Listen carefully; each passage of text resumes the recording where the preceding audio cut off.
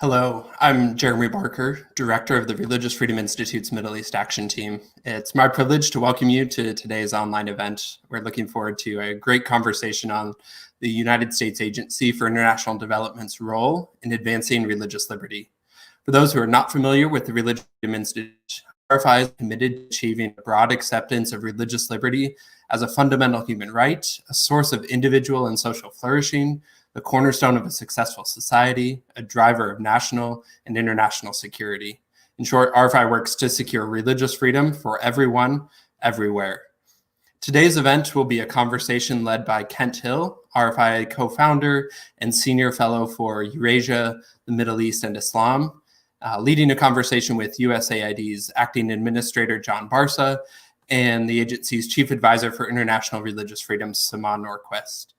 Time permitting, we will have time at the end of the conversation for some questions. We've had a number submitted in advance. You can also submit questions through the chat feature below this video on YouTube or Facebook. Please feel free to post questions there throughout the event. And as we have time, we'll try to get to a few of those questions at the end. So now it's my privilege to hand over the rest of the event to my colleague, Kent Hill. Thanks very much, Jeremy, and welcome to everybody, and particularly to Acting Administrator Barsa and Samah Norquist, who's the point person for USAID on religious freedom. And I should mention at the outset, we've had a terrific RSVP for this event, well over 100 people from all over the world, as a matter of fact. And so we welcome all of you to this. And I think that bespeaks the fact that there is a sense that religious freedom is important, and not just for the religious individuals involved, but for societies and for human flourishing, and for, we're going to talk about this a little bit later, national security, stability, and things like that. But as it turns out, we've actually had an event the last couple of weeks that's extremely troubling. Everybody knows about the terrible explosion and the aftermath of chaos that has occurred in Lebanon. And what's particularly troubling about this, that Lebanon was one of the few places in the Middle East where a variety of religions had gotten along reasonably well. It had been a democracy. There were major economic and corruption problems, as we all know, but at least it was a place that many pointed to as a poster child for religious groups being able to get along together. And one of the big questions that is now right in front of us, staring us all right in the face, is whether the violence and the protests, much of it legitimate, to the corruption, will lead to the chaos and sectarianism, which in other parts of the Middle East and the world has really spelled the end of religious freedom and the rising of extremists. And as it turns out, the acting administrator of USAID, John Barsa, has just gone briefly to Lebanon to take a look at the situation, to talk to religious and political and other leaders. He even gave blood. That was on Twitter, I guess, that he managed to take time out to give blood while he was there. But I think we might start today by just asking John Barsa if he could just give us a few reflections on what he saw there. And particularly maybe this question, the religious leaders he talked to there and others, do you believe that they have a major role to play in calming things down and producing a more stable situation? Oh, over to me? Over to you. Well, thank you, Ken. Thank you so much to you, to Religious Freedom Institute, for this invitation and for coordinating the event. There's so much to talk about in terms of not just what I saw in Lebanon, but on USAID's work for international, protecting religious freedom. So happy to take any questions, have some prepared comments, and try to cover some of what we do, but happy to engage in the conversation to the extent that time allows. We're certainly grateful for our collaboration with RFI, and we certainly look forward to building on this important partnership. As Kent mentioned, I just got back from Beirut yesterday. I was there on a short visit, mostly to observe the damage from the explosion and oversee USAID's response. But what I saw on the ground shook me to the core. It's the level of destruction and loss of life is unimaginable. Throughout my career, I've traveled to many disaster sites, and nothing I have ever experienced comes close to what I saw in Beirut. On behalf of USAID and the United States government and the people of the United States, I offer my sincerest condolences to all of those affected by the catastrophic explosions last week. 300,000 people have lost their homes, and many are still waiting to hear from missing family and friends. We are praying for the survivors and their families and stand with the people of Lebanon. This disaster could not have come at a worse time for the Lebanese people. They are already suffering from an ailing economy, and their generosity is being pushed to the limit, hosting nearly 900,000 Syrian refugees. And when you consider the growing number of COVID-19 cases, the agony and despair on the ground becomes so much more worse. The U.S. will continue to stand with the Lebanese people as they grieve and cry out for transparency and accountability from their government. I can't get this quote from Lebanese American writer Khalil Gibran out of my head. Goes, out of the suffering have emerged the strongest souls. The most massive characters are seared with scars. It certainly reminds me that the Lebanese people are some of the most resilient people in the world. I met with some of those people who are part of the faith-based community in Lebanon. I was able to really understand and see their needs and challenges that they face in responding effectively to the disaster. USAID is proud to be collaborating with these organizations. They are immensely important to Lebanon as the country works to rebuild. Support for faith-based organizations has long been one of USAID's policy priorities, not only in the Middle East region, but around the world. Working with these types of organizations with extensive on-the-ground contacts and expertise is part of a new strategy that USAID is undertaking. In 2019, we launched our new partnership initiative, what we call NPI, in northern Iraq. It was the first time USAID has worked directly with local groups in nearly 20 years. We are looking for ways to expand similar programming and grow our partnerships with civil society groups and faith-based organizations across the region, including Lebanon. As a Cuban American, I know firsthand how discrimination on the basis of faith can sow chaos, destroy lives, and uproot society, and divide families. My mother, a devout Catholic, was forced to flee Cuba as the nightmare of Fidel Castro's communist revolution began to cascade throughout the country. She risked her life and well-being by immigrating to the United States in search of better opportunities, but more importantly, to enjoy life, liberty, and the pursuit of happiness. My mother was one of the lucky ones.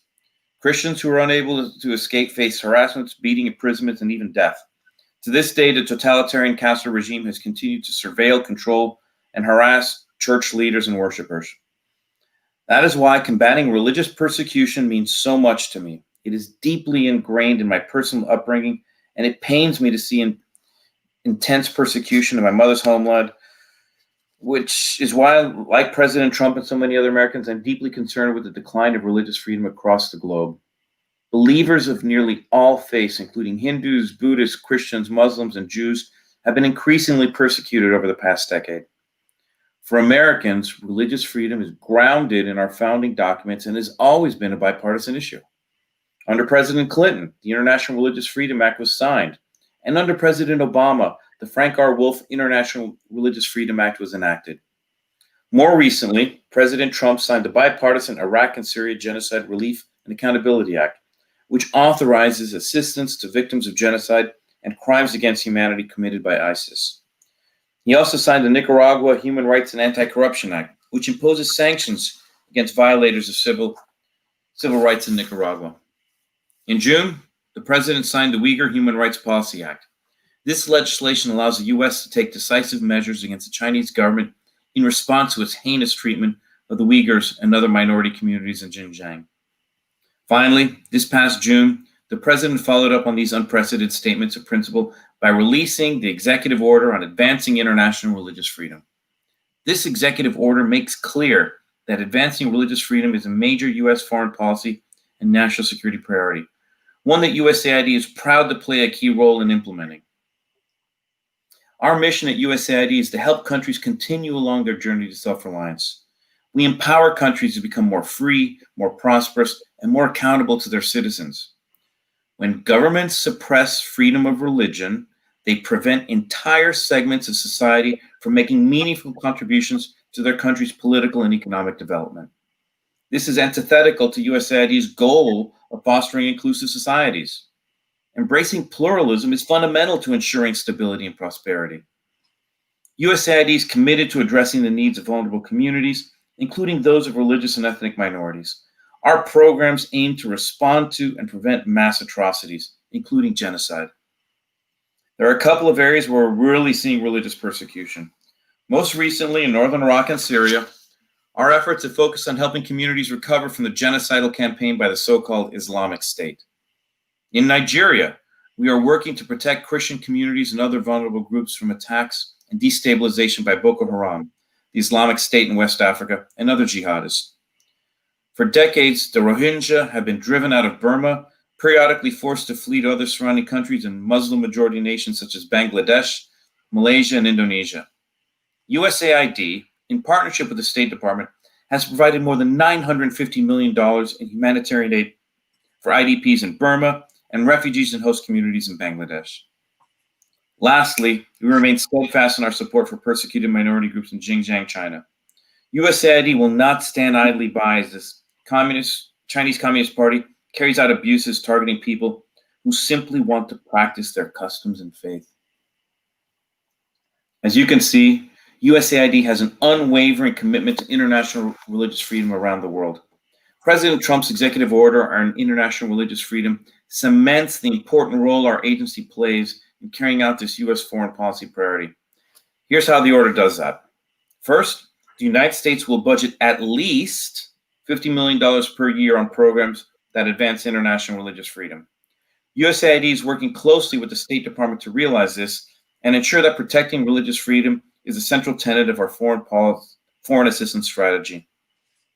Our programs will focus on preventing attacks on religious minority communities and preserving pluralistic cultural heritage. And we will ensure our assistance addresses the political, social, and economic constraints that religious and ethnic communities face on a daily basis. Second, the State Department and USAID now mandate that Foreign Service officers undergo training on how to promote international religious freedom.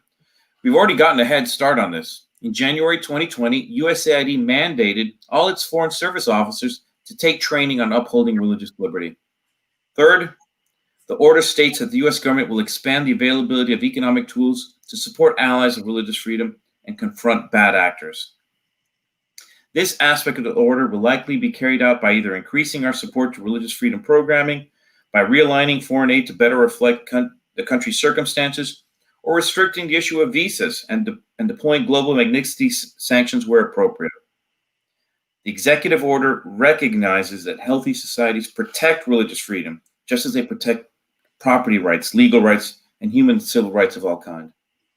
USAID is proud to play such a key role in one of the president's top priorities. And you'll hear from Samah Norquist soon, who serves as our new Chief Religious Freedom Advisor and is leading the implementation effort. In closing, it's truly an honor to be with you here today. RFI, its staff, and the many advocates listening in play just as important a role of advancing this cause as U.S. government. It doesn't fall on deaf ears to say that religious freedom is under siege worldwide.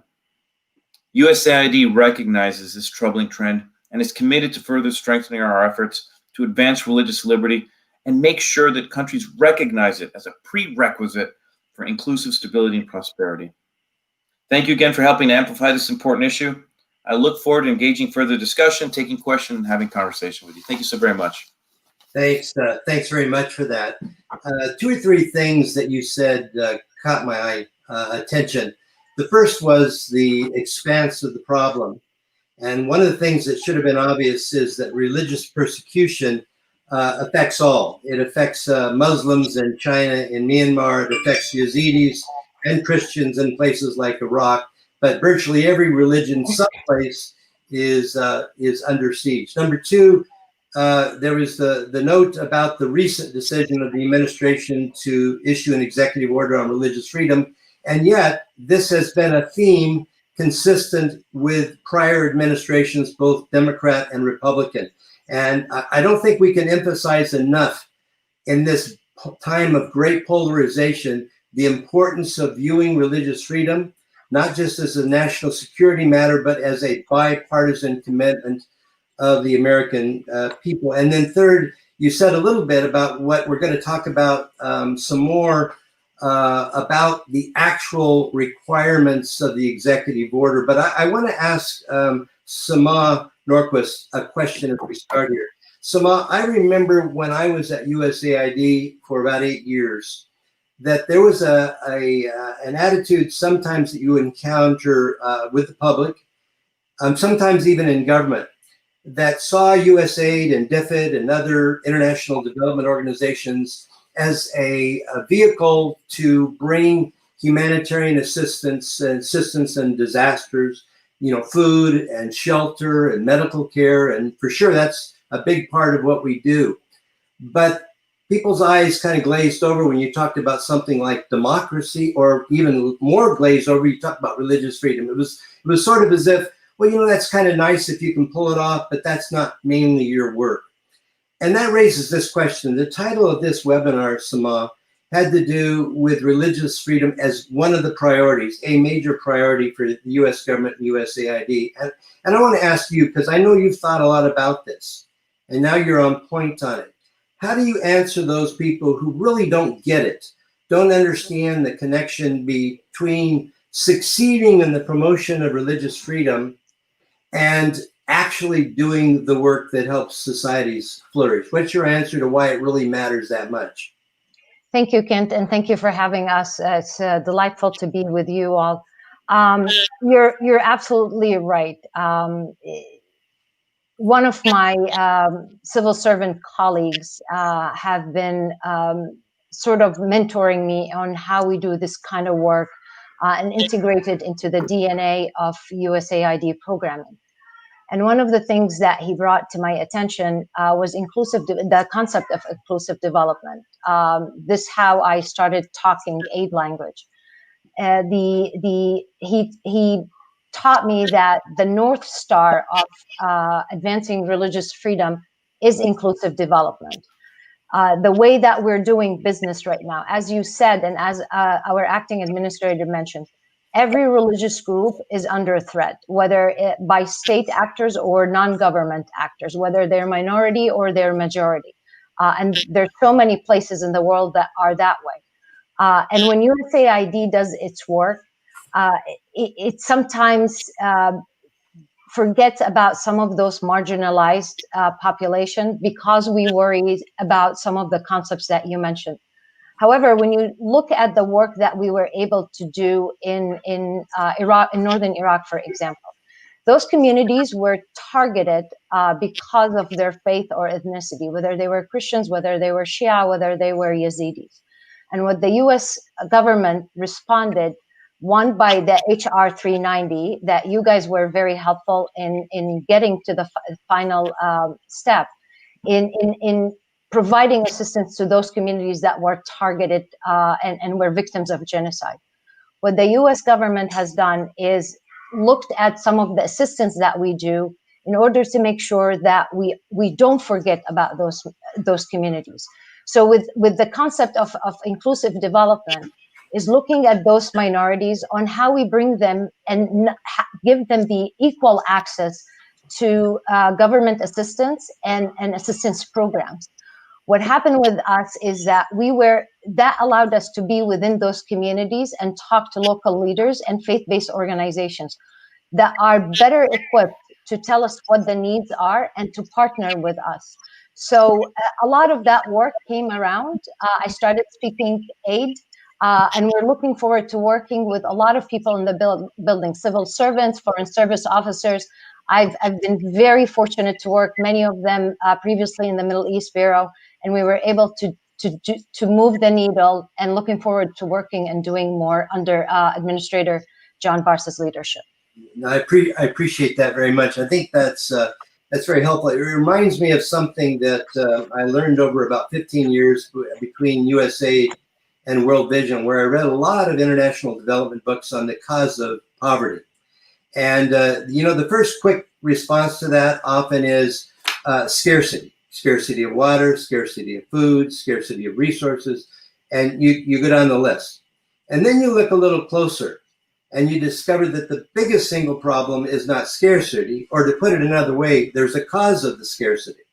And the scarcity is almost always exacerbated, made immeasurably worse by conflict. Mm-hmm. So addressing conflict, addressing anything that gets in the way of stability, is what will get at the problem of scarcity better than anything else. And when you put 95% of your money, as many international and bilateral organizations tend to do, and actually the Band-Aid approach, providing what is missing, it makes sense, of course, to do that. But if you don't also invest in the cause of what resulted in the injury you're putting the Band-Aid on, you can't get at it. You just can't get at it. Administrator Barsa, I know you preside over a budget of, I don't know, $40 billion plus dollars, and you're looking at problems throughout the world that deal with everything. Do you have we'll have to be very crisp here because we're going to run out of time pretty quickly, but as you survey the landscape right now, in terms of the religious freedom part of it, I think Samah mentioned it as the problem of pluralism as well. The challenge to pluralism, what do you see? Is the situation getting worse? And how does USA intend to get at where the problems are getting worse at the present time? Unfortunately, I do see the problems getting worse. A part of it is even before the pandemic, religious freedom is being challenged all over the world by, certainly the Chinese. And we're hearing where the Chinese even want to have a role in picking the next Dalai Lama. So we're seeing challenges all over the place. So let me take a step back and kind of dovetail with some of what Samah is saying. Let me give you some of my personal views. So my personal views is that every human being is a child of God and is bestowed on a rich capacity and human potential.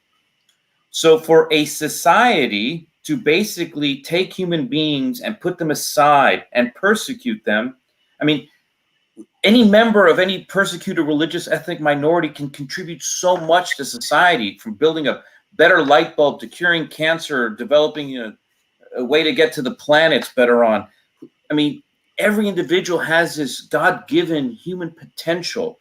So to have economic development, fulfillment, you have to be inclusive and bring everyone on board. To select and segregate groups because of the way they have their relationship with God or their deity is crippling to a society's possibility and potential for economic, political development. You deny yourself the stability of what you need to reach for a country to reach their own economic and political potential. So our programming, so what this executive order has done, it has focused things. It has put a floor of $50 million, but we've been doing this for decades. So the work we're doing in terms of inclusive programming for persecuted religious groups has been taking place and will continue to take place. This executive order has elevated it, and as you said, Ken, on the outset, this is a bipartisan issue. Right. We as Americans know what right looks like, and we're proud to be doing this work. And it is a challenging environment, and we're seeing increased challenges, but we're up to the task. Yeah, hearing you talk reminds me of something that I used to give as a lecture point in my first career as a European history professor in Seattle, Washington. And it has to do with, I think it was 17th century France. And there was something called the Edict of Nantes, which was an edict of toleration between Catholics and Protestants, which unleashed tremendous economic power for France. And then it was revoked, the famous revocation of the Edict of Nantes, which resulted in the Protestant Huguenot being forced out of the country. These were the most economically entrepreneurial and gifted, some of the most gifted in France. They took those skills to other countries. It hurt France, it helped everybody else. But the empirical connection between the good of religion, if allowed to exist, and believers who are allowed to exist and practice their faith, is not just a sort of a theological, a theoretical assumption or assertion. It's a fact. And Samah, the other thing I wanted to pursue with you, and I apologize, this wasn't in the sort of the broad questions that we gave you in advance, but I think it's one you'll be able to handle easily. when you ask the question why religious freedom matters, we at the RFI often say religious freedom matters because religion matters. Now, why do we say that? There's something about religion, if it's practiced in a humane way that is respectful of other people, that provides something that is often missing. Now, if it's true that many of the problems in the world are caused by conflict, bitter conflicts, where everybody on either side has a long scorecard of bad things that have happened to them, and the desire for revenge is very, very strong. It is very difficult if a family member has been killed or you've been the victim of a really bad thing. It's really difficult to come to reconciliation.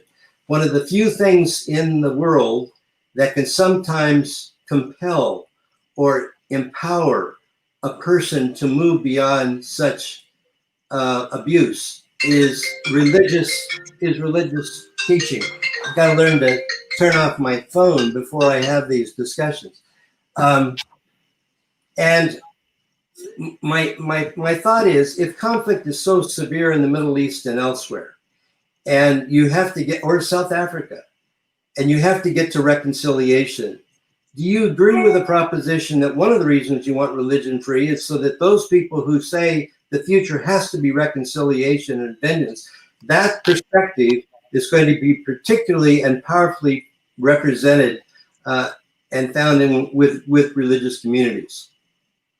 Thank you, Ken. As you know, I am a daughter of an immigrant. I came to this country when I was 16 years old from the Middle East. And while I am not a victim of oppression or religious persecution, I grew up and I've seen communities that were victims of that. And threats to religious freedom don't come just in a persecution. It comes in discrimination. It comes in social behavior. It comes into human rights violations, even some bullying in schools.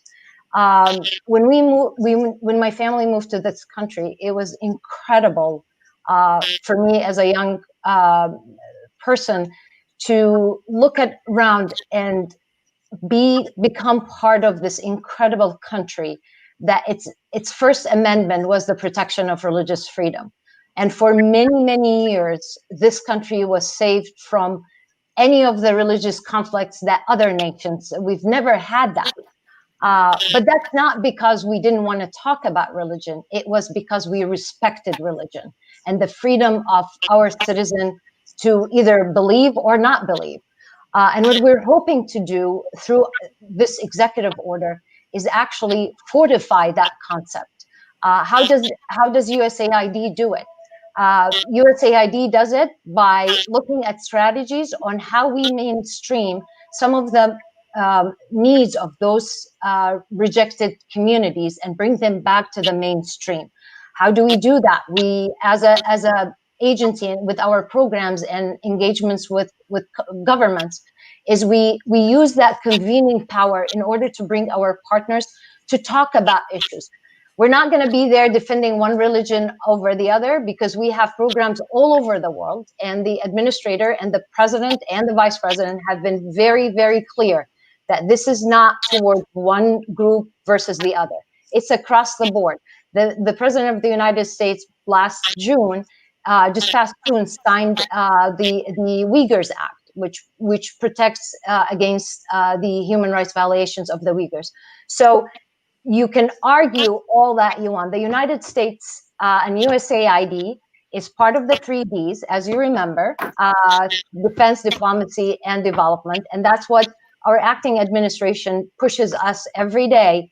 And that's where our role is. And if we don't address those issues on the ground with different religious communities, we're just talking to ourselves. And you better lay it all on the table in order to bring these communities back together. Yeah, just a quick follow-up on that. Samah, can you say a word about how USAID actually programs in an area where there's been great conflict? How do you actually unleash, through a program funded by U.S. government taxpayers, how do you actually unleash something that might make a difference? So one of the things that we've been tackling is actually working with faith-based organizations is not something new that USAID we started. This is in our long history.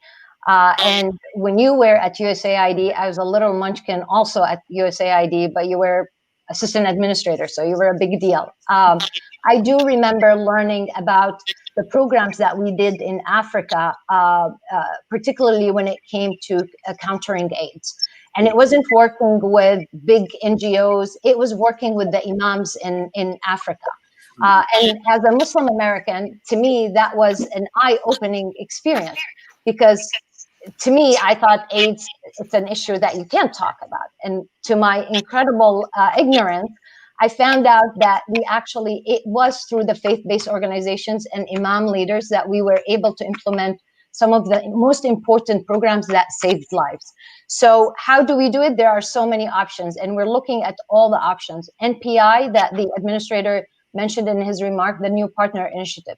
It opens a big door for us to underutilize, and diversify our partnership to particularly go towards those local communities that know what the needs are. Doesn't mean that we don't do the others, but it doesn't mean that that's the only way of doing business. Right. Administrator Barsa, when you think about implementing the executive order, actually using the $50 million in a way that will make a difference, one of the components there has to do with training. And it has to do with the training of personnel. And I guess the assumption is that you might not know right off the bat what the connection is between religious freedom and stability, or you might not even know the diversity of the religious communities in a given setting. How important do you think the training component of the executive order is for achieving the objectives of the executive order?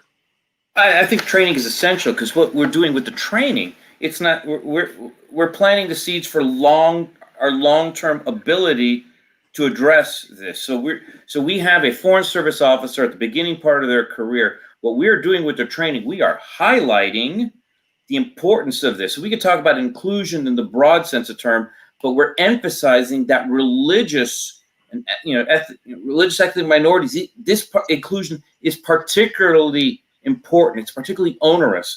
So they say history doesn't repeat itself, but it rhymes.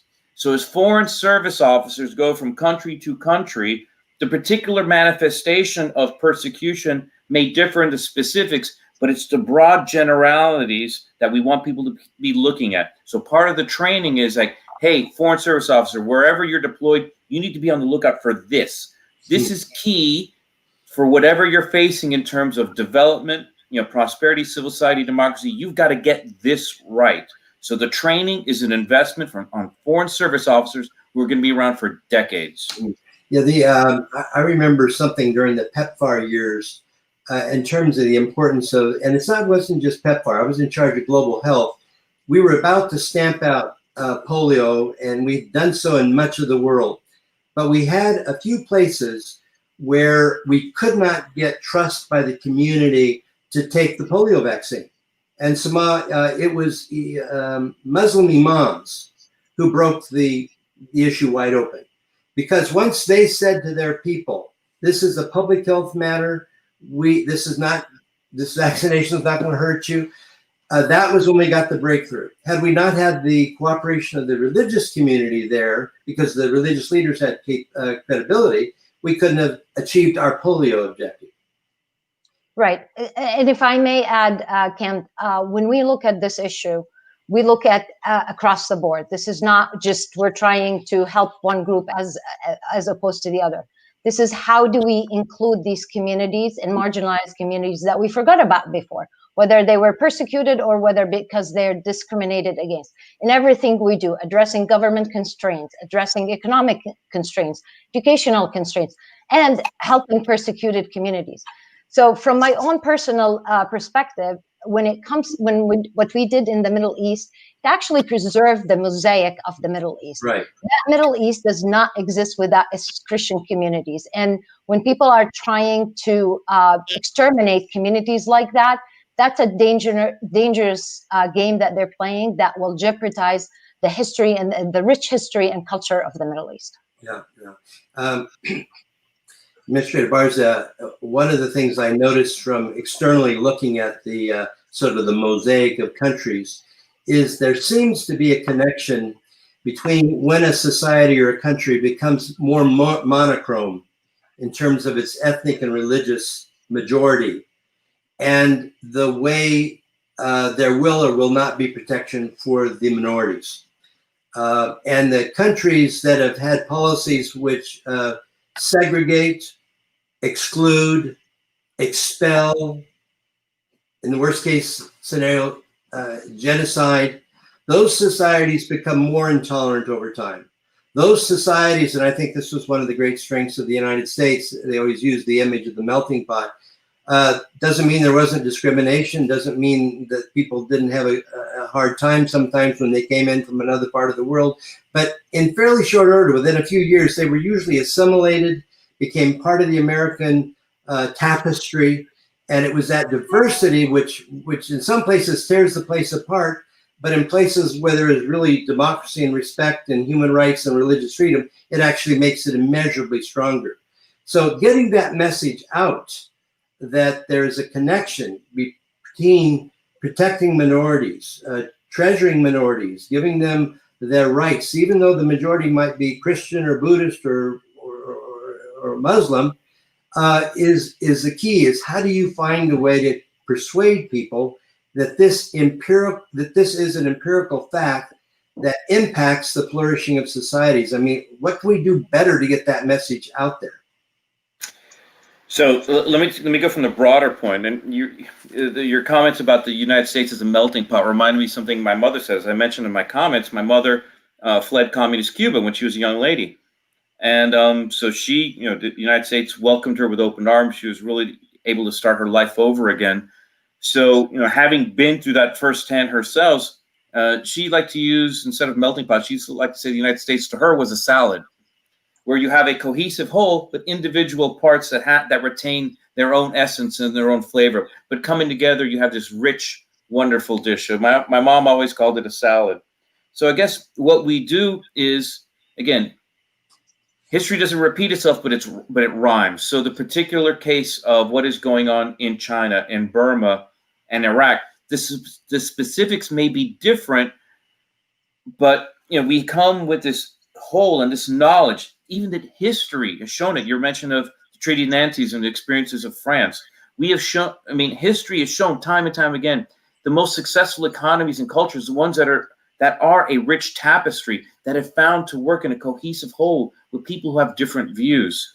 So at one point, we need to ensure that our foreign service officers going out into the field understand the history and the importance of religious freedom, but it all has to be particular to the country at hand, which is why I'm so excited about our new partnership initiative.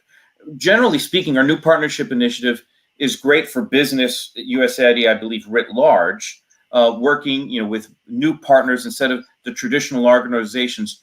I always believe the best solutions are the ones crafted closest to the problems. So I'm always going to be leaning towards those groups that are based in the localities where we're trying to meet a particular challenge. And specifically, with the new partnerships initiative, what we're doing is we are working with those religious organizations on the ground who understand a particular culture and who can help tailor our message of inclusivity to the language and particular culture that where we're working. Yeah. So I think it was, I can't remember exactly, I think it was the 1950s when the great Jesuit philosopher and thinker John Courtney Murray said that 95% of disagreement is misunderstanding. Now, why do I mention that? We talked about training about religious freedom as critically important. Let me throw on the table one of the critical misunderstandings that I encounter a great deal. And I know people working for the U.S. government encounter this as well. In fact, I encountered it one time in a State Department meeting. We were talking about providing assistance to a faith-based organization, and the person across the table said, "We can't do that. That's a violation of church-state relations. We can't, as the U.S. government, we cannot support or have a program with a religious entity because that's supporting that religious entity." And it struck me then, I obviously disagreed, But we have to be able to give a reason. We have to explain why that is not a violation of the founding principles of this country. In fact, it's actually in direct contradiction to the positive role the founders believed religion could play. Now, I have an answer that I sometimes give, and I might share it in a minute. But Samah, do you have any recommendations on how best to address that misconception that if USG funds go to a religious organization, that's inherently problematic? And that would go to the heart of what you said, John, because it would make the New Partners Initiative really on the wrong track, because some of those partners, many of them are faith-based. So the churches and mosques and any houses of worship are the closest to these communities, those small communities. They're the trusted centers for them. They're the refuge to them. And it will be really missing opportunity for us if we don't explore options to work with them. We're not providing Bibles or Quran or preaching. We're providing programs to build their capacity in order to be able to deliver to their local communities. I'll give you an example that we did in Jordan. So a couple of years ago, I visited a church downtown Amman. It's the San Joseph Church. Right. There is a wonderful priest Mario, who opened the church for Iraqi Christians that fled ISIS in 2015. Provided refuge and rooms and places for these refugees to sleep. And then he brought a Italian chef from Italy that trained those Iraqi refugees on how to make pizza. So the courtyard in the church, when you go there, you can go and order pizza and beer and hookah and play cards, and whether it's Ramadan or it's not, or during non-Ramadan days. And the servants and the cooks are all Iraqi refugees. It was one of the most incredible scenes I've seen. Here's a church providing hope, job training, and refuge to these people that escaped genocide. What USAID did, what our mission in Jordan was able to do, is actually partner with a local Jordanian organization that make cheese. So we created a program in another city, Karak, which is in southwest of Jordan, 85 miles from the capital, has one of the most famous Crusaders castles, and has one of the most vibrant Christian communities in Jordan. We partnered with that a local organization to teach a group of women on how to make cheese. And then we take that cheese, and then they deliver it to the church, to which those refugees use that cheese and make the pizza for people that goes in. So there are a lot. It's one of the most incredible success stories that USAID was able to do. And we're not doing religious teaching. We're supporting and partnering with local groups. We provide job opportunities. We're empowering women, and we're connecting host communities with their refugee population. So USAID can do magic. Just people give us the tools and the money, and we'll do it. Yeah. Hey, Kent, I got to give you like a more recent example. Right. I was just in Beirut.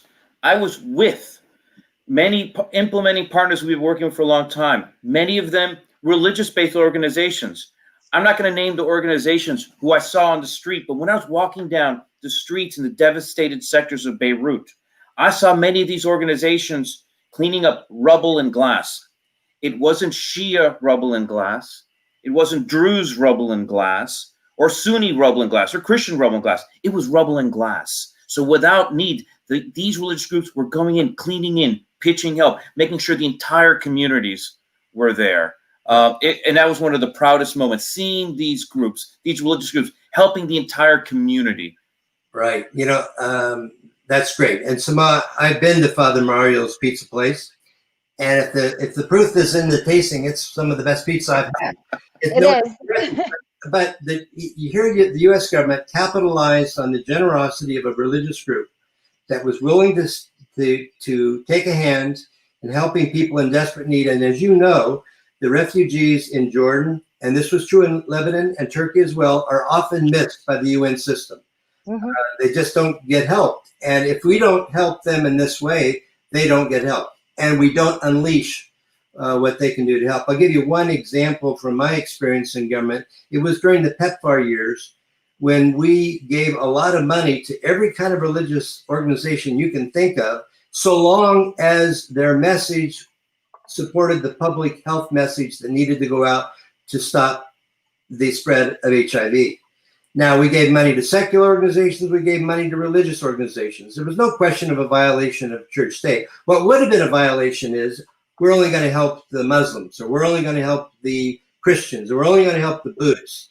If you're willing to help anybody of goodwill and not discriminate against them because they happen to be religious, that's not only right, that's prudent. And it makes a lot of sense to do that. Samah. And one thing I will add to that, Kent, and that's what under Acting Administrator Barsa's leadership is not the ultimate goal is not just the assistance and the hand down, right? It's lifting those communities and remind them that they are citizens of that country. So we're not reminding them they're Christians, Muslims, Baha'i, or Buddhists, but they are Lebanese, they are Nigerian, they are Nicaraguan.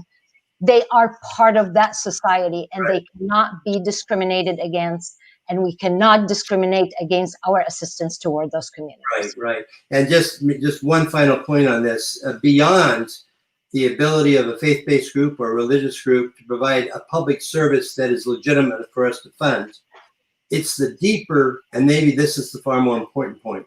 If there's chaos, like in Lebanon now, and the hatred and the violence is right there on the threshold of everything, if you can get 3 or 4 religious communities and leaders together from different communities who say, call on their own communities to play a role in rebuilding it, and they do it together, it sends such a powerful message. And it's sometimes they can accomplish that which cannot be accomplished in any other way. And to turn your back on that healing of society just because they happen to be religious would be just counter to our foreign policy interests. I think we better see, we're running out of time here. And Jeremy, I'm going to ask you if you can perhaps put up on the screen a couple of questions. Maybe let's start with one and let Samah and Acting Administrator Barsa respond to that. What lessons can't be learned? This may be somebody from Great Britain by other countries' donor agencies. In other words, if USAID looks at DFID or other international bilateral organizations who are working in the space of trying to promote pluralism and religious freedom, are there some specific things that we can learn or ways that we can partner with them? I guess that would be the case. I'll let you start, Administrator Barsa, and then Samah, if you could give your thoughts on that. Well, certainly, we've talked a lot about, the theory of what we're doing and why religious and ethnic minorities are critical for our development work. I'll actually turn to Samah to talk at the tactical level in terms of what other countries may be doing and how we're interacting with them. I'll turn to Samah. So thanks, boss. So as you know, Kent, the United States hosted 2 ministerials, one on religious freedom, one in 18 and one in 19. And that really brought emphasized the seriousness of this priority to our country and to the Trump administration as a priority of carrying out foreign policy. And when we started I'll speak from my experience in Iraq. When we started the work in Iraq, there were some countries that are doing some work. As you know, government of Hungary was very, very active on the ground.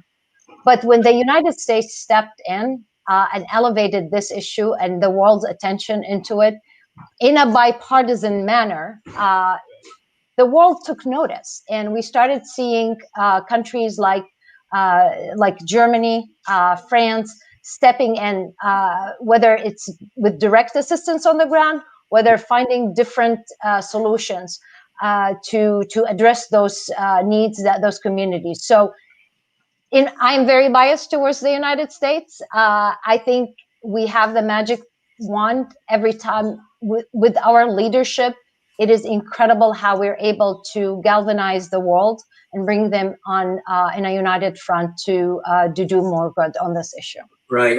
I might say that I've been aware and actually involved in a major initiative of the British government. DFID has been critical, that they're equivalent to our USAID. And the last couple of years, they have been doing some remarkable work connecting the plight of religious minorities to the question of whether the international and national aid agencies sometimes, if they're missed in the cracks, they don't get helped in the way they should. They're doing major studies on this. Jeremy, who introduced our session today, has been very, very involved with this, but I've been impressed with that. I've also been impressed that quite a number of countries now have followed the US lead and have an ambassador for religious freedom. And that's an encouraging sign, because what it says to their own country and to their own diplomatic corps and to the world is, this matters, this makes a difference. This isn't a sort of a niche issue for religious minorities. This matters to us all. We have working with us now, former ambassador of Canada, Andrew Bennett. You know, his perspective that he brings from Canada on this and working on this. So the U.S. is not isolated here. And I think you're right, Samah. The two ministerials, which were the two biggest in history, bringing Secretary of State level or very close in one place to talk about religious freedom issues. That's a first. And my hope and prayer is, doesn't matter who wins the election, that's important enough that it will continue, because it is a bipartisan issue, or ought to be, on this. And it's an American issue too. It's an American issue. It is. It's an American issue too. Jeremy, another question.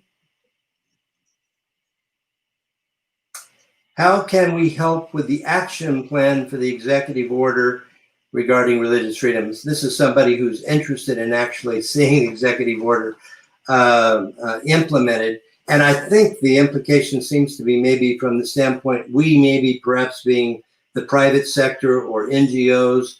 I mean, you mentioned it, I think earlier, Samar, I can't remember which, that USAID partners. That's the key to the spending the taxpayer dollars. So they partner with contractors and with NGOs. So in you trying to get your job done on the executive order, Samah, how can other NGOs and others in American civil society be of assistance to you and the agency and helping achieve success here?